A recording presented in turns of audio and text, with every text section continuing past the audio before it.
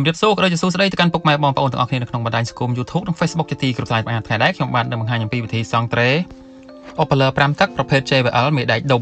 សម្រាប់មេដែកថ្ងៃនេះគឺមានកម្រាស់4ហ៊ុនពុកម៉ែបងប្អូនគឺមួយបន្ទះ2ហ៊ុនមួយបន្ទះ2ហ៊ុនតោះពុកម៉ែបងប្អូនទាំងអស់គ្នាមកមើលពីសកម្មភាពនៃការសង់ត្រេរបស់ខ្ញុំបាទនេះដូចតទៅគឺខ្ញុំបាទមានជាកំបិតស្រួចមួយពុកម៉ែបងប្អូនខ្ញុំប្រើជាមួយនឹងញញូមួយជាមួយទល់វីសមួយរួចធ្វើការគាស់ទៅប្រើដៃផងជើងផងអញ្ចឹងទៅពុកម៉ែបងប្អូនសម្រាប់មេដែកគឺវាបឺតខ្លាំងតែម្ដងបន្តមកយើងយកកូនកំបិតចុងស្រួចទៅដែរគឺយើងយកមកសម្អាតអញ្ចឹងទៅពុកម៉ែបងប្អូនសម្រាប់មេដែករបស់យើងថ្ងៃនេះគឺវាកិលតែរវាងមេដែកនិងដៃខាងក្រោយទៅពុកម៉ែបងប្អូនគឺមិនមែនកិលរវាងមេដែកនិងមេដែកទេគឺធ្វើឲ្យគៀបកន្លាត់បាសតែម្ដងសម្រាប់កគឺក100ពុកម៉ែបងប្អូនបន្ទាប់យើងសម្អាតមេដែកហើយគឺធ្វើការសម្អាតដែកនៅខាងក្រោយនឹងពុកម៉ែបងប្អូនគេហៅថាគូតបាសនឹងឯងពុកម៉ែបងប្អូនគឺយើងធ្វើការសម្អាតឲ្យស្អាតដូចក្នុងវីដេអូខ្ញុំបានបង្ហាញអញ្ចឹងគឺធ្វើការសម្អាតយកជ័រកាចាស់ចេញសម្រាប់ជ័រកាចាស់គឺយើងអត់ទុកទេពុកម៉ែបងប្អូនសូម្បីតែបន្តិចគឺធ្វើការសម្អាតរៀងយូរបន្តិចដែរពុកម៉ែបងប្អូនក្នុងវីដេអូខ្ញុំបានបង្ហាញអញ្ចឹងបន្តមកគឺធ្វើការបបោសចេញទៅលក្ខណៈថាយើងមើលទៅថាស្អាតហើយគឺយើងធ្វើការសម្អាតឲ្យស្អាតបន្តមកគឺធ្វើការដាក់ចាក់កៅញីឈ្មោះចូលតែម្ដងទៅពុកម៉ែបងប្អូនខ្ញុំបានប្រើជាកៅញីឈ្មោះទម្លាប់ខ្ញុំគឺប្រើកៅញីឈ្មោះតែរហូតនឹងពុកម៉ែបងប្អូនគឺវីដេអូណាក៏ខ្ញុំប្រើកៅញីឈ្មោះដែរ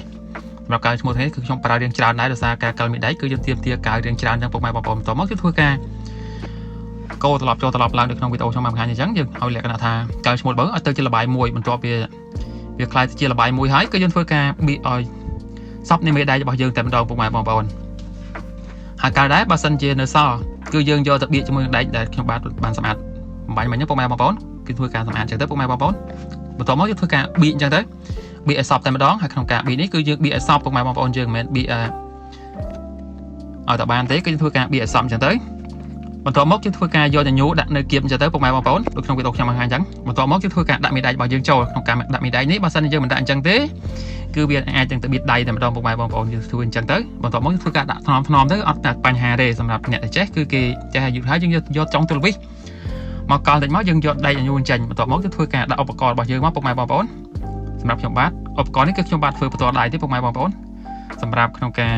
សង់ត្រេមេដែកប្រភេទ JBL ពុកម៉ែបងប្អូនគឺយើងប្រើឧបករណ៍នេះគឺវាងាយស្រួលក្នុងការសង់ត្រេពុកម៉ែបងប្អូនគឺយើងធ្វើការមូលអញ្ចឹងទៅពុកម៉ែបងប្អូនគឺយើងមូលបណ្ដាមើលបណ្ដាយើងមើលរហូតដល់ថាឧបករណ៍របស់យើងជាមួយនឹងមេដែករបស់យើងគឺនៅចំកណ្ដាលពុកម៉ែបងប្អូនឃើញទេគឺខ្ញុំបាទបានមូលចូលមូលឡើងបន្តិចទៅឃើញវានៅចំកណ្ដាលហើយ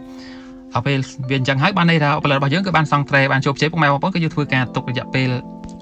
2ម៉ោងបើសិនជាយើងហាលថ្ងៃគឺយើងហាលរយៈពេលតែ1ម៉ោងកន្លះបានពុកម៉ែបងប្អូនឃើញថាកាត់របស់យើងគឺស្មូតល្អពុកម៉ែបងប្អូនហើយក្នុងការសង់ត្រេដែរគឺវាមិនសូវជាពិបាកប្រហែលទេពុកម៉ែបងប្អូនបើសិនជាយើងចេះបើសិនជាពុកម៉ែបងប្អូនថាមិនទាន់ជាចេះស្ទាត់អាចទស្សនាវីដេអូនេះហើយអនុវត្តតាមនេះគឺដឹងថាអូខេតែម្ដងពុកម៉ែបងប្អូនបើសិនជាពុកម៉ែបងប្អូនទាំងគ្នាបានចូលទស្សនាវីដេអូនេះហើយសូមកុំភ្លេចធ្វើការចុច Subscribe ជូន Channel ខ្ញុំបាទម្នាក់មួយផងដើម្បីជាកម្លាំងចិត្តក្នុងការផលិតចេញវីដេអូដើម្បីចែកជូនពុកម៉ែបងប្អូនទស្សនាកម្សាន្តជារៀងរាល់ថ្ងៃផងដែរហើយណាមួយវានឹងលោតជាដំណឹងនៅពេលដែលខ្ញុំបាទផុសវីដេអូម្ដងឥឡូវនេះផងដែរឃើញថាការសង់ត្រេរបស់ខ្ញុំបាទនេះគឺបានជោគជ័យពុកម៉ែបងប្អូនខ្ញុំបាទនឹងយកទៅទុកដើម្បីនឹងជួសជុលដូរកឡោតម៉ូម៉ារ៉ានិងกระดาษនៅវីដេអូក្រោយអរគុណច្រើនជំរាបលាជួបគ្នាវីដេអូក្រោយទៀត